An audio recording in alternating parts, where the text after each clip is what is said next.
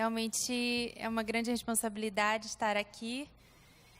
E hoje nós vamos falar sobre a vontade de Deus. E o Senhor colocou no nosso coração sobre trabalharmos sobre isso, conhecendo a vontade de Deus, conhecer a vontade de Deus.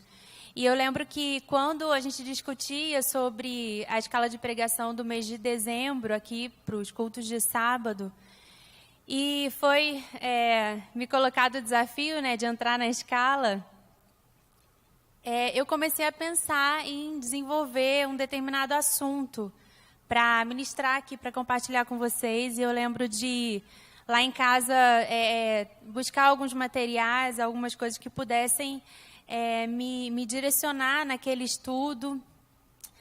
E aí, enquanto eu fazia isso, veio como se fosse um grito no meu ouvido, um brado. O próprio Deus, através do Espírito Santo, colocou muito forte diante dos meus olhos esse tema. E vieram algumas impressões, algumas visões que o Senhor foi me dando sobre isso. E é como se Deus estivesse clamando e dizendo, olha, eu quero ter uma geração que deseja fazer a minha vontade, deseja conhecer a minha vontade, que não negocia a minha vontade. Eu quero ter uma geração, uma juventude que entende que não precisa e não deve criar rotas de fuga para se desconectar da vontade e do propósito de Deus. Então, querido, esse é você. Você está aqui, você está escutando essa palavra porque Deus quer te dizer, olha, é da minha vontade que você cumpra a minha vontade. Eu tenho um propósito para a sua vida. Não crie rotas de fuga, não tente se desconectar da minha vontade, daquilo que eu preparei para você, das Escrituras, o que fala as Escrituras sobre isso. Então, a gente vai falar sobre isso essa noite. E eu gostaria que você abrisse ou acessasse a sua Bíblia no livro de Romanos, capítulo 12. Deus tem o desejo de nos levar a fazer escolhas que estão conectadas com aquilo que Ele planejou para nós, apresentadas. Escolhas que serão orientadas, que concordarão com o que a Bíblia já diz e concordarão com o plano que o Senhor tem para a sua vida. Só para você entender um pouco sobre o capítulo 12 de Romanos, nós vamos ler o verso 1 e 2. O livro de Romanos é um livro rico e muito complexo. E a gente entende, quando a gente estuda esse livro, que a partir do capítulo 1, Paulo ele vai apresentando para aquela igreja formada por judeus e gentios, Possivelmente judeus que se converteram no Pentecostes. Ele precisava apresentar alguns estudos.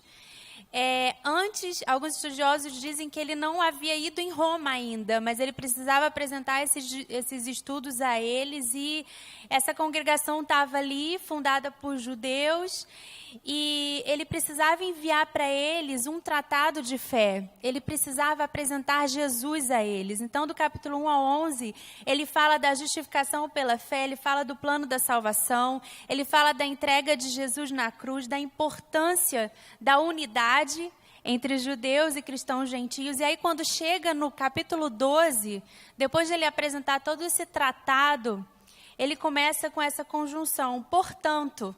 Veja aí na sua Bíblia, portanto, ou então, consequentemente, ou seja, agora que você tem entendimento da graça que foi estabelecida por meio de Cristo, agora que você entende o que já foi conquistado em Cristo, que Ele se entregou, então, portanto, irmãos, rogo-lhes pelas misericórdias de Deus que se ofereçam em sacrifício vivo, santo e agradável a Deus.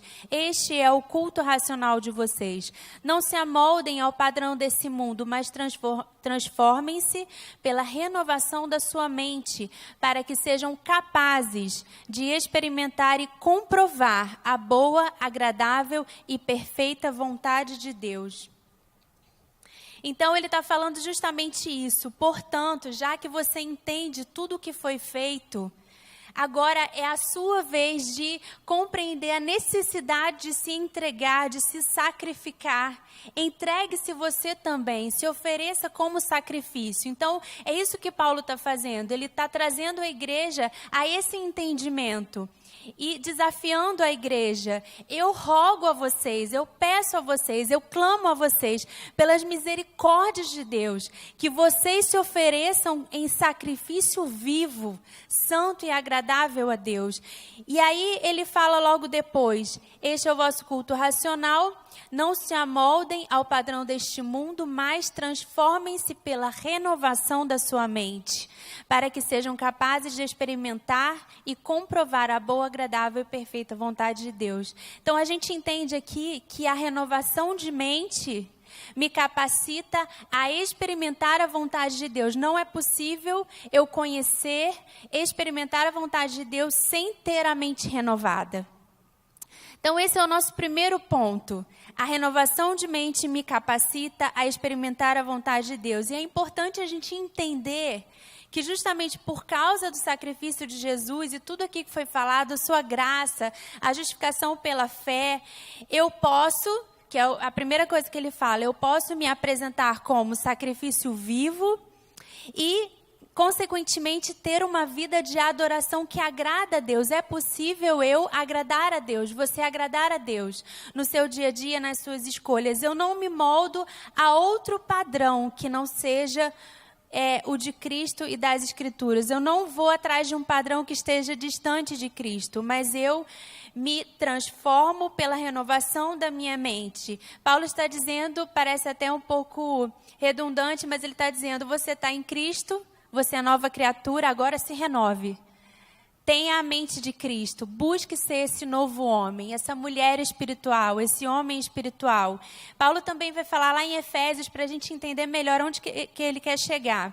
Capítulo 4, versos 23 e 24. Vocês foram ensinados a serem renovados no modo de pensar e revestir-se do novo homem. Então, a renovação de mente diz respeito a você abandonar o padrão do mundo, a você abandonar o velho homem, abandonar as concepções carnais da vida, a cosmovisão desse mundo pós-moderna ou hipermoderna e se revestir do novo homem. E aí ele fala aqui: criado para ser semelhante a Deus em justiça e em santidade provenientes da verdade. Se eu tenho a mente renovada, eu entendo que em Deus, nessa realidade, eu fui criada para ser semelhante a Deus em justiça e em santidade provenientes da verdade. Então eu me comprometo com isso, com as características do próprio Deus.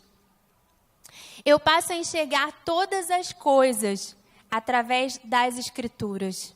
Não através de um modismo, não através de uma filosofia, mas como aqui estava sendo dito, através das Escrituras. As Escrituras é o que eu tenho de mais precioso na minha vida. Renovar a mente é ter a mente de Cristo. E é tão fundamental a gente entender e a gente discernir quais são os valores, quais são os fundamentos que estão colocados diante de nós, que a sociedade se alimenta, nada de braçada sobre eles, mas que não condizem com a palavra de Deus. E o que o Senhor tem para nós a respeito disso? Aonde o Senhor, como o Senhor vai nos conduzir nesse sentido? Pelo fato das Escrituras nos direcionarem à vontade de Deus. Então, queridos, você é novo, você é nascido de novo, você é um homem e uma mulher espiritual.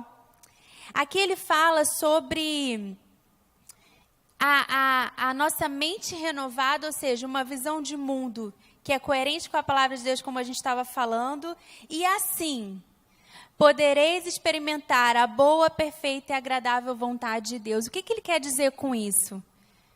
Experimentar a boa, perfeita e agradável vontade de Deus. Essa expressão tem alguns detalhes aqui que estão nela, que pertencem a ela e que tem a ver com o original grego dessa palavra. Aqui Paulo está falando: eu experimento a vontade de Deus e eu a aprovo. A vontade de Deus me satisfaz. eu não só conheço a vontade de Deus, mas eu conheço a vontade de Deus e a aprovo. A vontade de Deus me preenche. Todo mundo está entendendo isso? Amém? A vontade de Deus me preenche. E aí entra o nosso segundo ponto. A vontade de Deus é apresentada nas Escrituras. Mateus 7:21, Jesus vai dizer: nem todo aquele que me diz Senhor, Senhor, entrará no reino dos céus, mas apenas aquele que faz a vontade de meu Pai que está nos céus. Então, se Jesus está falando sobre aquele que faz a vontade de meu Pai que está nos céus, a gente pode entender que alguns fazem, outros não. Isso significa...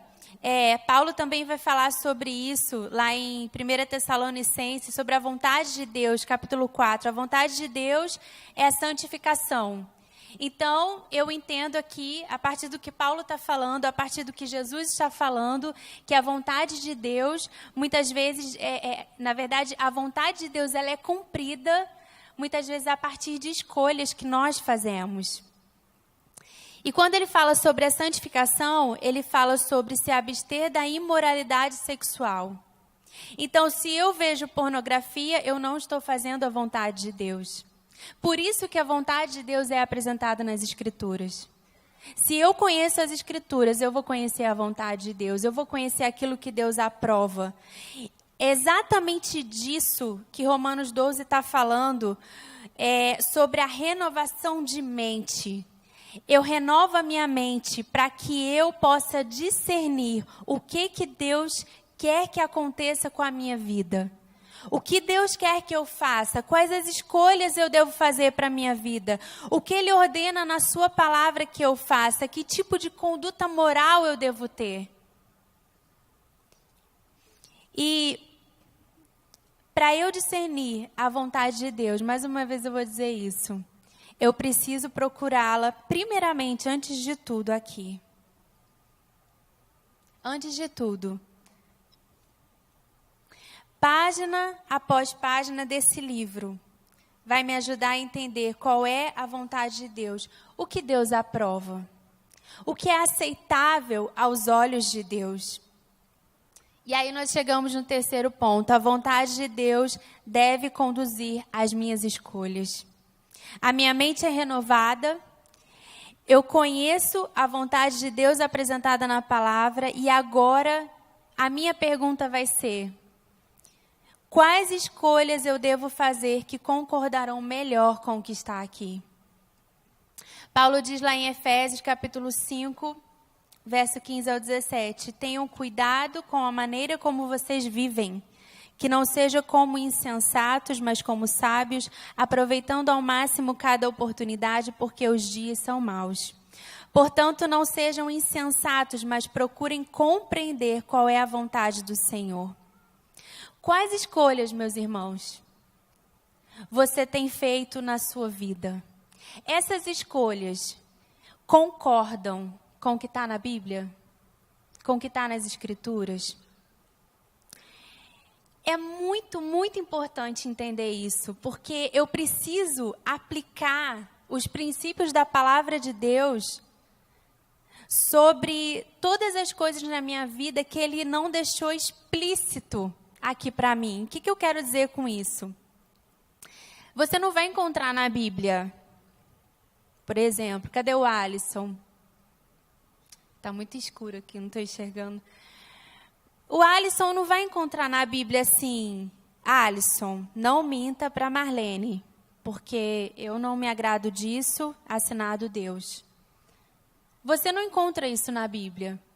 E a justificativa de algumas pessoas para cometerem alguns erros de forma deliberada é assim: mas a Bíblia não fala sobre isso.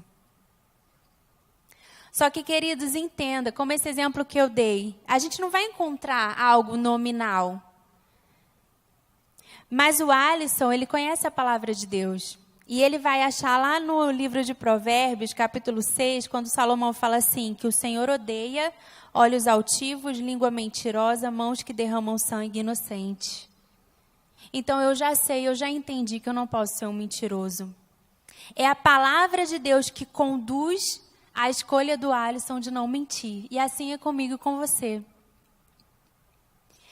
Ainda que a nossa carne sugira muitas coisas para nós, porque a nossa carne é muito traiçoeira, o nosso coração é muito enganoso, ainda que eu tenha motivos para ser uma pessoa orgulhosa, uma pessoa inflexível, uma pessoa que não perdoa, uma pessoa cheia de si,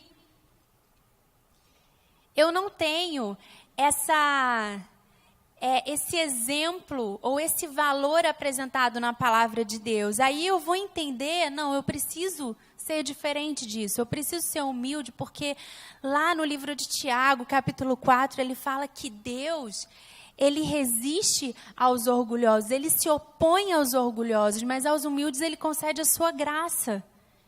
Então esse é o caminho. Eu preciso conhecer isso para saber o caminho. Eu preciso conhecer as Escrituras para não me perder.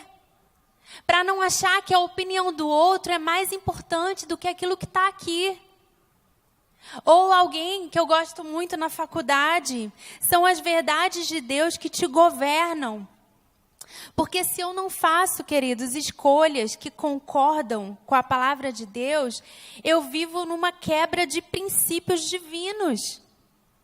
E isso é muito sério, não é uma coisa tranquila, irrelevante, cada um tem a sua opinião. Não estou falando de opinião, estou falando de verdades que não podem ser negociadas. E se eu nego a importância de fazer escolhas que concordem com as Escrituras, que estão de acordo com aquilo que o próprio Deus estabeleceu para mim, eu estou dizendo, contextualizando aqui com a realidade dessa igreja, eu estou dizendo que a justificação pela fé, apesar de tudo isso, apesar da graça, apesar da nova aliança em Cristo, apesar de tudo que Jesus fez, tudo isso, Paulo, desculpa, foi mal aí, mas não é o suficiente para eu me apresentar como sacrifício vivo. Eu tenho minha própria vida. Se você vive uma vida coerente com esses ensinamentos, dando liberdade ao Espírito Santo para agir através da palavra, até nos momentos mais triviais, até nos momentos mais espontâneos, fluirão de você atitudes que evidenciarão o quanto o que está aqui faz sentido na sua vida. As suas escolhas, as suas opções, de acordo e concordando com aquilo que está nas Escrituras. Conheça a palavra. Eu não sabia, gente, que hoje ia falar do dia da Bíblia. Na verdade, eu tinha esquecido que amanhã era o dia da Bíblia. Mas Deus está falando aqui de todas as formas para você entender que a sua vida depende desse livro. Queridos, quarto ponto, a vontade de Deus me apresenta propósito de vida. Aqui nós lemos que a vontade de Deus é boa, perfeita e agradável. Vamos falar um pouquinho de propósito.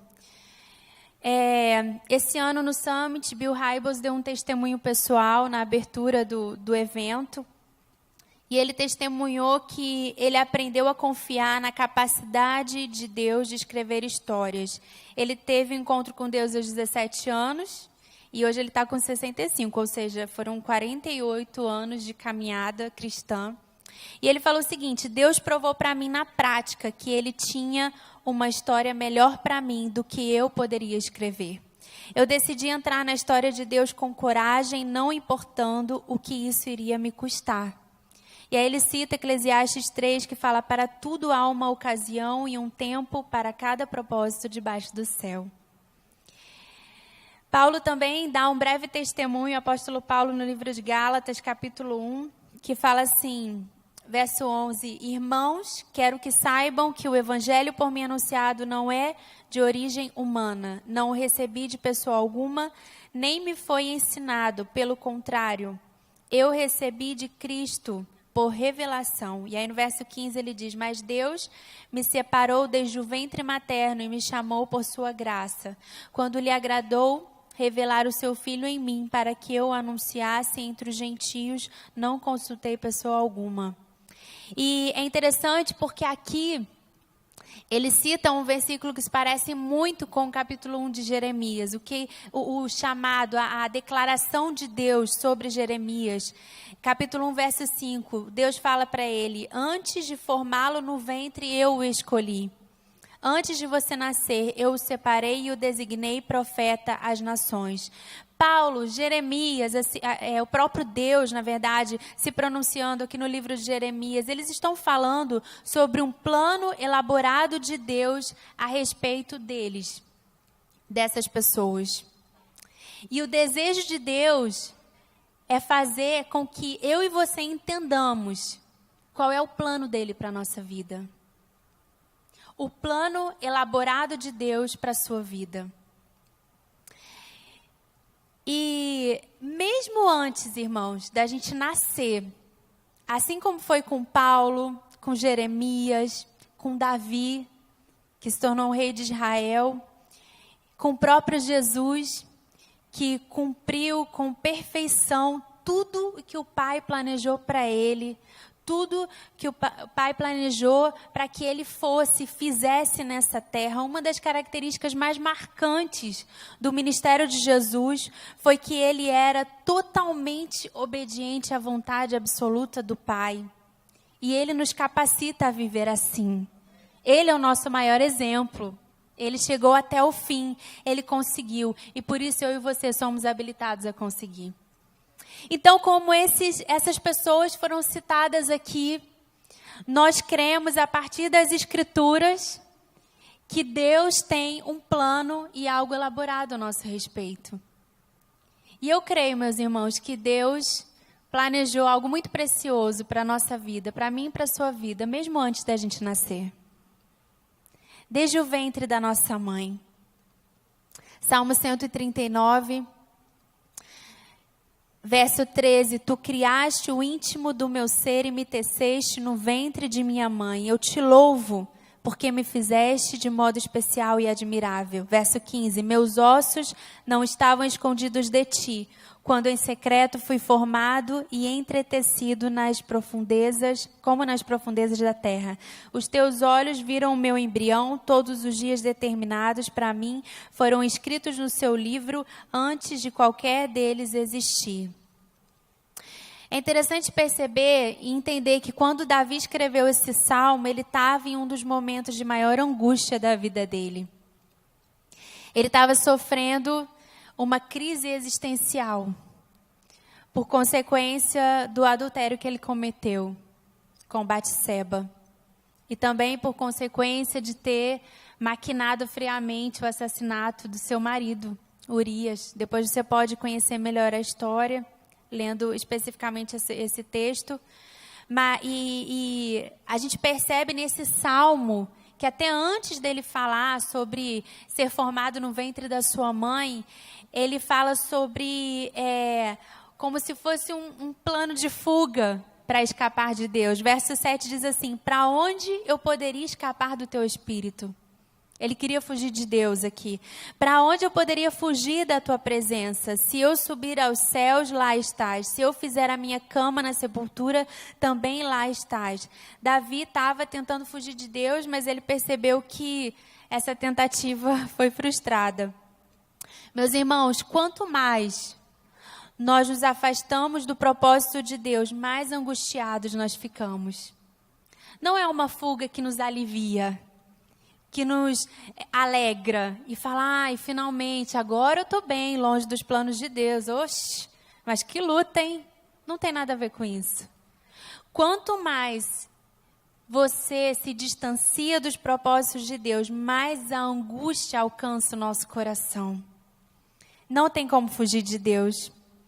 Não existem possibilidades de fuga, mas existem impossibilidades, porque Ele sonda a gente. Ele sonda o nosso coração, Ele nos conhece. Ele vê todos os lados, é isso que o Salmo está falando também. Ele vê todos os lados da nossa vida. Ele vê o que ninguém consegue ver, ele vê a face oculta da sua vida. Ele vê a verdade que você não conta para ninguém. Ele consegue, Deus ele conhece a verdade conhecida e a verdade ignorada. Aqueles fatos da nossa vida que a gente quer ignorar, Ele conhece. Ninguém ganha uma guerra contra a verdade. Ninguém. Não podemos fugir de Deus. Há muitas pessoas em crise com a vontade de Deus. E o Senhor, Ele fala claramente. O Senhor tem um propósito de que essa mensagem esteja aqui essa noite e falar, querido, filho, filha, não tenha crise com a minha vontade. Simplesmente se renda. Não tenta fazer a sua cama em algum esconderijo aí, se renda. E é incrível que essa crise muitas vezes nos assola e assola a nossa geração, sendo que ninguém sabe nos realizar melhor do que o Senhor. Ninguém sabe nos realizar e nos preencher mais do que o Senhor. É a vontade que é experimentada e aprovada. Ninguém vive pleno e feliz desconectado dos planos de Deus. Sabe, gente, eu lembrei quando eu precisei decidir qual universidade que para onde eu iria fazer a faculdade. E quando eu estava terminando o ensino médio, na verdade, no ano seguinte, que eu havia me formado no ensino médio, eu fui até uma universidade particular, num bairro próximo da minha casa, e eu fiz a minha matrícula, minha pré-matrícula. E eu criei uma certa expectativa de ir para lá, para essa faculdade. Eu queria fazer pedagogia. E aí eu lembro que eu encontrei um tio meu muito querido, e ele falou assim, Carol, por que você não tenta a universidade pública? Eu falei, tio, é impossível, porque meu ensino médio foi muito fraco. Eu não tenho base nenhuma. Mesmo o curso que a relação candidato-vaga é menor, eu não tenho como passar. Eu não tenho conhecimento suficiente para isso. E aí ele falou de um cursinho vestibular, né, pré-vestibular que tinha lá. E eu fui orar sobre isso. E eu falei, meu Deus, só um milagre para eu conseguir passar nesse vestibular. Não tinha o Enem como tem hoje, então as provas eram específicas para cada universidade. A gente ia e fazia para aquela universidade, esperava o resultado. E assim com todas, né? E aí eu comecei a orar e o Senhor colocou uma direção no meu coração. O Senhor me direcionou de uma forma muito clara para eu ir fazer esse cursinho. E eu consegui ir naquele ano e fazer todo o curso, todo o ano de pré-vestibular. E eu lembro que das 4 universidades para as quais eu prestei o vestibular, eu fiz a prova, eu passei para 3. E foi aquela surpresa, né? E eu percebi ali que era Deus realmente me conduzindo de acordo com o que Ele tinha planejado. De acordo com o sonho dele para mim, naquela área, que era muito maior e muito melhor do que o meu. E eu me rendi. E aí eu lembro que eu pedi para Deus direção para escolher qual universidade que eu iria, né, das 3. E eu fui pelas áreas de interesse, fui orando por aquilo. Eu fui parar na Federal Fluminense, lá em Niterói, que é uma outra cidade, não fica no Rio, fica em Niterói. E eu pensei, poxa, eu vou ter que atravessar a Baía de Guanabara todo dia, né? Quem já fez esse trajeto, já conhece o Rio, sabe como é que é. E aí aquilo, mesmo assim, gente, a paz de Deus inundava tanto o meu coração, as verdades de Deus, a certeza de que era aquilo que Deus queria. E eu ia para a palavra, eu orava, e eu buscava Deus na palavra, eu falava, Senhor, me direciona, me direciona. E aí, deu tudo certo para eu ir para lá. E eu lembro até que a universidade entrou em greve, e eu fiquei esperando muitos meses para começarem as aulas, mas aí eu precisei esperar mesmo. E eu lembro de toda vez que eu pegava a barca, tem uma barca que faz esse trajeto, né, Rio-Niterói, Niterói-Rio, que eu atravessava a Bahia, eu procurava sentar lá em cima no chão, no segundo andar, assim, porque muitas vezes eu pegava a barca no finalzinho da tarde, quando o sol estava se pondo. E eu lembro de sentar lá em cima e falar assim, poxa, eu tenho certeza que eu estou onde Deus queria que eu tivesse.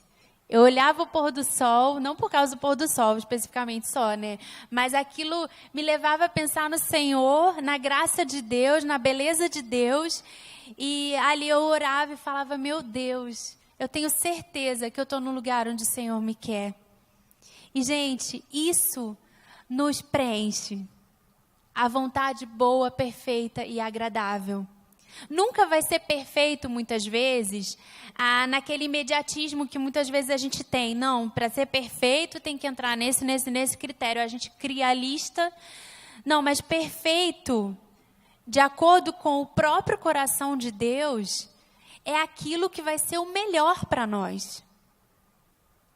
É aquilo que vai ser bom. É aquilo que vai nos conduzir a crescimento, a conhecer mais o próprio Deus. E eu quero te encorajar a buscar a Deus em todas as decisões que você for tomar. E perguntar, Senhor, eu preciso tomar essa decisão. Como o Senhor está vendo essa situação e qual o seu plano para a minha vida com relação a isso? Eu tenho muitos testemunhos assim, nessa área de coisas sobrenaturais de Deus com relação à vontade dEle, que não dá para falar aqui. Mas eu até lembrei quando eu entreguei a minha área afetiva ao Senhor, eu tinha 18 anos de idade.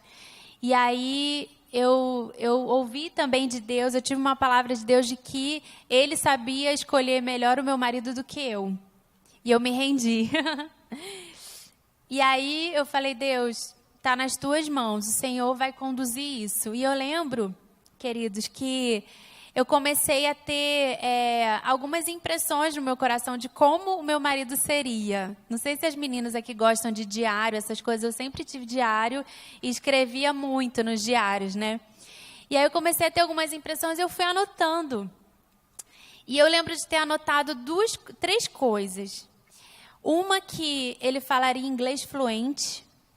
A outra que ele seria da área de saúde. E a outra que ele seria alto.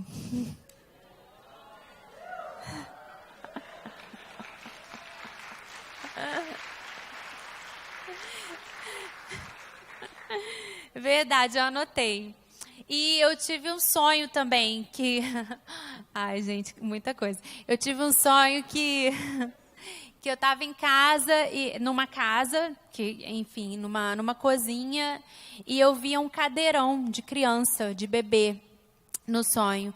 E aí chegava uma pessoa, um homem, né, e pegava aquele bebê no colo, e eu só via a pessoa de costas. E aí, depois que eu conheci o Yuri, com a convivência, eu falei assim, gente, era ele de costas no sonho. Vocês acreditam? Tremendo, né? Mas só assim, gente, para compartilhar com vocês que, às vezes, a gente acha que as decisões que nós precisamos tomar são muito, muito banais ou muito triviais para a gente pedir orientação de Deus. A gente lê essa palavra e fala assim, nossa, rogo-lhes pelas misericórdias de Deus que se ofereça como sacrifício vivo. Não, é isso que Deus quer de mim. Senhor, eis-me aqui, eu sou sacrifício vivo. Eu quero ter a mente de Cristo, a mente renovada, não moldada pelos padrões do mundo e tal. Aí quando chega na parte da vontade de Deus, experimentar boa, perfeita e agradável vontade de Deus. Amém. Meus irmãos, leia isso aqui, comprovar a boa, perfeita e agradável vontade de Deus com toda a sua intensidade. Fala, Deus, eu preciso disso. Isso aqui é caso de vida ou morte, eu preciso disso. Eu preciso ser pleno, eu preciso ser feliz, eu preciso viver o que o Senhor planejou e o que o Senhor Jesus conquistou na cruz para mim. Não por um sentimento egoísta, eu preciso ser feliz, mas porque é desejo de Deus que os seus filhos vivam aquilo que Ele tem, a vontade dEle, os preceitos dEle, as Escrituras. Ainda que isso exija renúncias, mas nós só vamos ser preenchidos, nós só vamos ser plenos quando nós vivermos a vontade de Deus, o plano de Deus para a nossa vida. Se nós estamos nessa realidade, no centro da vontade de Deus, então nós vamos ser plenos e preenchidos. Quantas pessoas, irmãos, quantas vezes a gente conhece situações, sabe de situações de pessoas que estão adoecidas porque estão tendo frustrações atrás de frustrações com outras pessoas. Pessoas que pensam que porque alguém me magoou, então essa pessoa me deve a vida. Meus irmãos, o Senhor não te chamou para viver essa mediocridade. O Senhor te chamou para viver vida plena. Se o teu irmão te feriu, se o teu irmão te magoou, olha para ele através da cruz e fala: Senhor, esse meu irmão é maravilhoso, ele errou, mas eu olho ele através da cruz, ele é uma bênção. Eu sou o sacrifício vivo, eu sou o santo, eu me santifico. Então eu posso servir, eu posso derramar amor, eu não preciso viver achando que alguém me deve alguma coisa. Isso é é uma verdade que nos liberta, que tira as correntes dos nossos pés. Você é livre. Você é livre para viver a vontade de Deus. Aqui Paulo fala, nós lemos lá em Gálatas que ele não consultou pessoas. Quando ele recebeu a ordem de Deus, acerca da missão dele, ele não ficou por aí pedindo: o que você acha? Perguntando: o que você acha, fulano? O que você acha, ciclano? E às vezes a gente não, mas que fulano vai pensar se eu fizer essa escolha? Aquele meu colega de faculdade nunca mais vai olhar para minha cara. Meu irmão, seja ousado. Viva a plenitude de Deus para a sua vida. Ele te formou minuciosamente, com sensibilidade, com a ternura. Quando o Salmo 139 fala sobre que Deus ele nos entreteceu, significa que é como se fosse uma linguagem poética que exemplifica a ternura de uma mãe que teceu e bordou a roupa do bebê que vai nascer. Olha que lindo. Foi assim que ele nos formou. Ele nos conhece desde a nossa concepção. Ele é o nosso fabricante. Ele é o seu fabricante. Por isso, ele te conhece mais do que qualquer pessoa. Os planos de Deus sempre vão convergir com os talentos que Ele mesmo colocou em você. O nosso senso de destino está nos lábios de Deus. Precisamos ouvir Deus. Falamos aqui... A renovação de mente me capacita a experimentar a vontade de Deus. A vontade de Deus é apresentada nas Escrituras. A vontade de Deus deve conduzir as minhas escolhas. A vontade de Deus me apresenta propósito de vida. Tem um pastor conferencista chamado Marcos Cotti. Ele pregou recentemente, agora esse ano, na Igreja Central de Belo Horizonte, Igreja Batista Central, sobre propósito de Deus.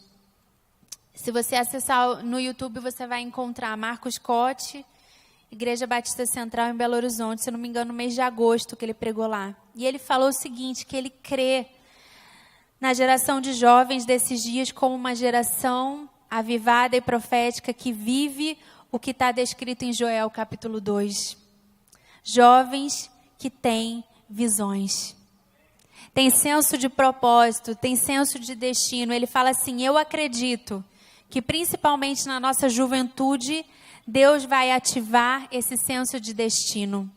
Deus vai ativar uma visão, revelar para cada um de nós o seu propósito, e nós temos que estar abertos a isso. Você crê nisso? Fica de pé no seu lugar, vamos orar. Você crê nisso? Você crê que o seu destino, o propósito que Deus tem para você, o senso de destino para a sua vida está nos lábios de Deus? Que você é capacitado, uma vez que você nasceu de novo, uma vez que você entende o sacrifício de Jesus na cruz, o que Ele conquistou, humilhando Satanás, despojando Satanás, você pode ter a sua mente renovada. Primeiro, se apresentar como sacrifício vivo. ter a sua mente renovada, ser capacitado a experimentar a vontade de Deus, a aprovar a vontade de Deus, a virar para o Senhor e falar: Senhor, isso me agrada, isso me sustenta, isso me satisfaz, isso me preenche. Entender a partir das Escrituras qual é a vontade de Deus. Ou seja, os valores, os princípios, o que Ele aprova, como Ele quer que você viva a sua vida, quais escolhas você deve fazer. A vontade de Deus deve conduzir as suas escolhas.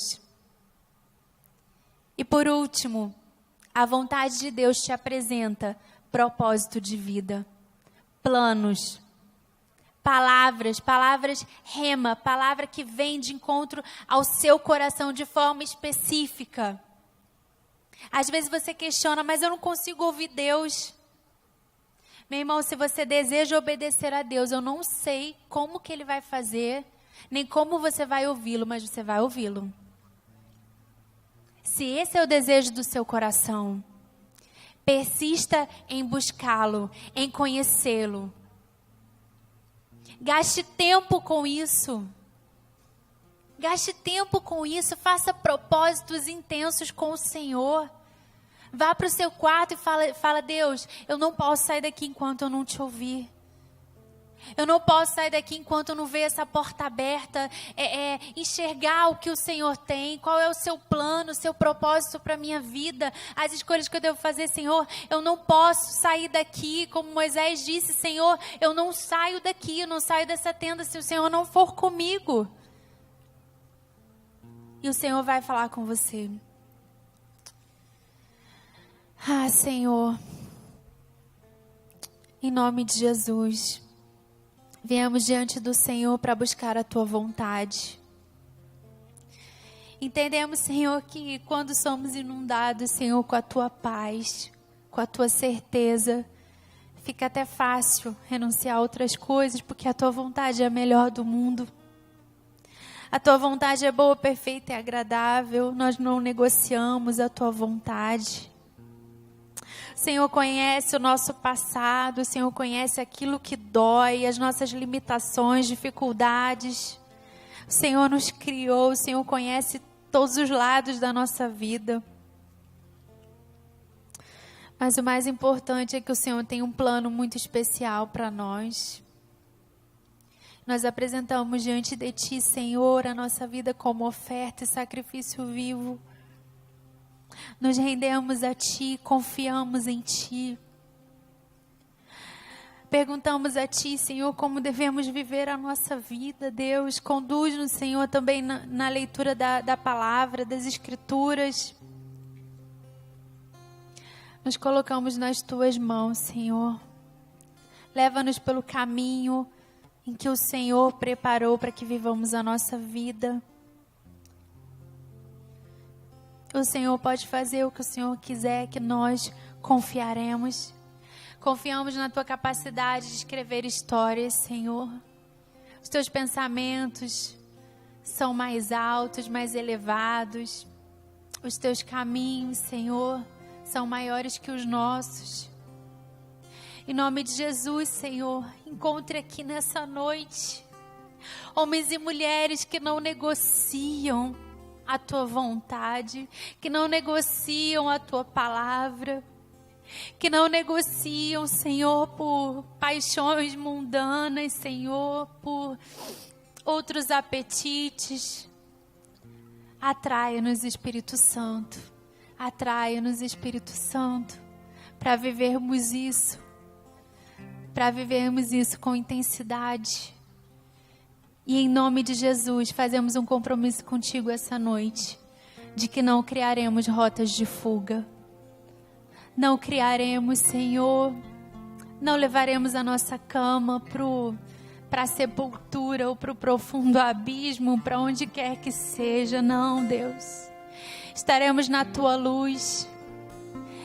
Oh, Deus, os meus irmãos aqui, Senhor, que um dia compreenderam qual era a Sua vontade, mas no meio do caminho se machucaram, se frustraram, encontraram o que não gostariam. Deus, dá-lhes, Senhor, persistência. Dá-lhe, Senhor, resiliência. Não permita que nós desistamos, Senhor. Não somos uma geração que desiste. Mas olhamos para as lutas e entendemos que através das lutas seremos forjados a cumprir com mais excelência a Tua vontade. Homens e mulheres aqui essa noite, Senhor, que estão querendo desistir de relacionamentos, desistir de casamentos, desistir de ministério. Apesar de saber que o Senhor o chamou, que o Senhor a chamou, que o Senhor colocou algo na mão dessa pessoa. Nessa hora, Pai, arranca toda a raiz de dor e substitua esse pranto por alegria, por vestes de louvor. Para que nós, Senhor, não tenhamos crise com a Tua vontade. Para que nós não vivamos, Senhor, as situações, as coisas e a nossa vida como um peso. Tira todo o peso, Senhor. Tira todo o peso dos ombros, Senhor. Tua vontade é agradável. Tira toda a mentira do diabo que se apresenta a essa geração com relativismos e não ao absoluto. Tira toda a mentira. Tira toda a mentira. Tira toda a mentira, Senhor. Tira o inimigo desse lugar de engano, de sofisma. Em nome de Jesus. Mas que a nossa mente seja renovada, a mente de Cristo. A mente que é ligada a Ti. Queremos isso, Senhor. Que nós oramos em nome de Jesus. Amém. Amém. Você pode dar uma salva de palmas para Jesus por essa palavra? Querido, sempre que a gente fala sobre o propósito, eu fico assim, muito vidrado. Pode sentar. Eu fico muito vidrado, porque isso é muito importante. Quando a gente fala aqui que o propósito de Deus está estabelecido, não é você que estabelece. Você só precisa cumprir aquilo que Deus já estabeleceu. Você precisa caminhar naquilo que Deus já preparou. E às vezes, a gente acha que essas orientações que Deus dá na Bíblia é porque Deus é capricho de Deus. Ah, porque Deus não gosta que faz isso, Deus não gosta. Não, meu irmão. O que a Carol falou. Quando Deus fala contra a mentira, não é porque Deus simplesmente, ele é muito certinho, ele não gosta de mentira. Não, cara, porque se você virar um mentiroso, ninguém vai querer ser teu amigo, porque ninguém gosta de ser amigo de gente que é mentirosa. E se Deus te der depois uma esposa ou um marido, você for mentiroso, você vai acabar com o teu casamento porque você é mentiroso. Deus não quer que você viva uma vida miserável. Então larga a mentira de uma vez por todas. Tudo aquilo que Deus fala na palavra para nós, não é porque Deus é simplesmente, Ele quer estabelecer tudo e tal, porque Ele é muito quadradinho. Não, Ele tá te apontando o caminho, cara. Então quando Deus fala sobre perdão, não é só porque Ele é perdoador, é porque Ele sabe que se você viver carregando todas as ofensas que você já recebeu, você não sai do lugar. Você carrega uma tonelada nas costas, então libera perdão, é melhor para você. Por isso que o texto diz que a boa, perfeita e agradável vontade de Deus. Quem prova que essa vontade é agradável é você, não é Deus. Deus já está muito bem lá, muito obrigado. Deus já está no céu. Ele quer que você viva bem. A vontade de Deus é agradável a você. E uma coisa que, enquanto a Carol estava falando, eu me lembrei, que Jesus, quando ele estava no deserto, ele recebia as tentações do diabo e ele sempre respondia, começando com uma expressão: está escrito. É ou não é?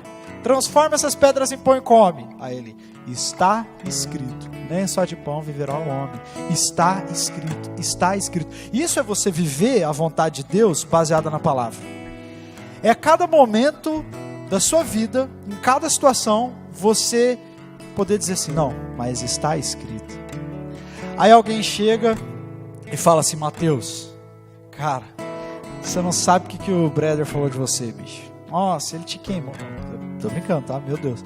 Ele te queimou, Mateus. Ele falou mal de você. Isso aí, esse cara, mano, ele... Aí Aí o diabo vem no teu ouvido e fala assim: nossa, cara, você tem que revidar, fala tudo dele também, rompe o seu relacionamento com ele, larga a mão, sai da supervisão. Mas como o Mateus estava aqui hoje, ele ouviu essa palavra, ele vai falar assim: não, mas está escrito, está escrito. Pai, perdoa-nos assim como nós perdoamos aqueles que nos ofendem. Peraí, a Bíblia diz que eu preciso perdoar na medida que Deus me perdoa, porque se eu não perdoo na medida que Deus me perdoa, eu estou dizendo para Deus: Deus não precisa me perdoar, tá bom? Não, eu não posso fazer isso, está escrito, não, eu tenho que perdoar. Aí alguém chega para cima de você e tal, e começa a descarregar um monte de palavra cheia de ira, e começa a te xingar, e começa a te agredir, e você já quer também sair falando um monte de coisa, você quer responder na mesma medida, mas aí você pensa: não, peraí, está escrito, que não saia da sua boca nenhuma palavra torpe, mas somente a que for boa para edificação, de modo a trazer graça para os que ouvem. Então eu não posso falar qualquer coisa, eu tenho que falar aquilo que traz graça para as pessoas.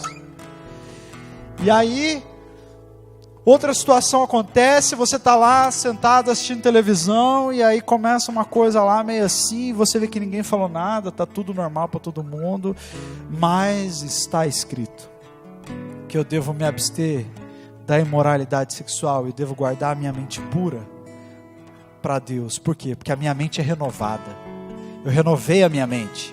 Eu não vivo pelos mesmos valores, não interessa se isso antes para mim era normal, eu renovei a minha mente, então agora não é mais, então eu rejeito isso, eu não vou mais assistir. Consegue compreender o está escrito? Como que a gente precisa conhecer a palavra?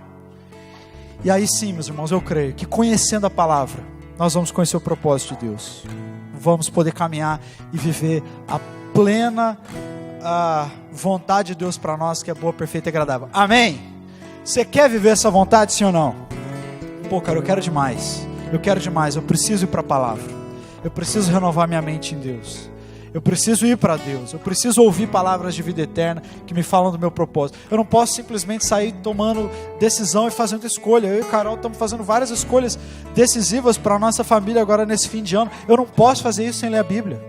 Eu não posso decidir como vai ser meu ano de 2018 sem ouvir Deus dizendo: no teu ano de 2018 eu quero fazer isso. Ok, Deus, já entendi, então eu vou pelo teu caminho, é melhor para mim ir no teu caminho. Faça isso, meu irmão. Coloca tua vida diante de Deus, fala: Deus, eu estou atrás de um namorado, eu estou atrás de namorada, mas eu preciso te ouvir. Eu preciso saber qual é o teu propósito. Eu estou sonhando, ano que vem eu vou viajar, ano que vem eu vou fazer intercâmbio, ano que vem eu vou fazer uma faculdade, ano que vem eu vou prestar uma prova. Não, Deus, está escrito. Eu preciso ouvir a tua voz, eu preciso saber onde o Senhor me quer. Ano que vem eu vou parar com isso, ano que vem eu vou fazer... Não, preciso ouvir Deus. Amém? Que essa seja a nossa inclinação, a nossa disposição. Vamos adorar a Deus, terminar adorando a Deus e dizendo que o Senhor é o nosso alvo. Semana que vem, culto de sábado normal, às 19 horas, chega cedo, ok? Cheguem cedo, vai ser uma bênção. Vamos ter um culto sensacional, incrível. E que Deus abençoe você, que a sua semana seja abençoadíssima, que você viva coisas novas em Deus, e que você ouça a voz de Deus, que você entenda o seu propósito em Deus e caminhe nesse propósito. Amém? Que o amor de Deus, a graça do nosso Senhor Jesus e a atuação do Espírito Santo seja conosco, o povo de Deus, desde agora e para sempre. Amém e amém. Deus abençoe você. Dá 5 abraços antes de sair daqui, senão não sai.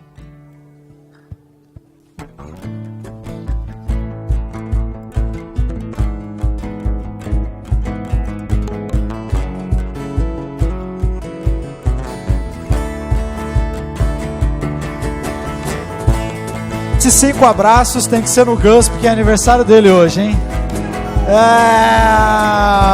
Já que eu não ia falar.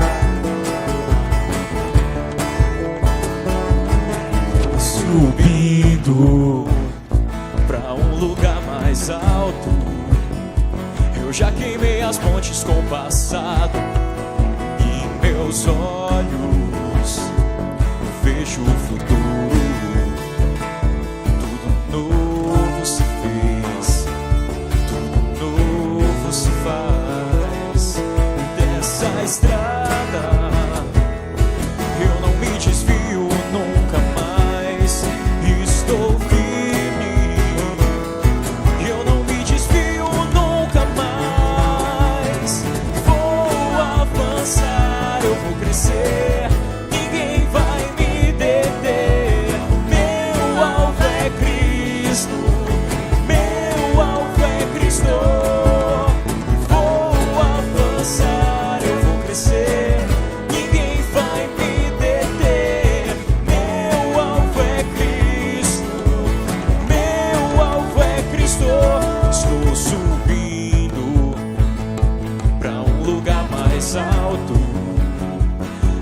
nunca desisti de andar sozinho. Cristo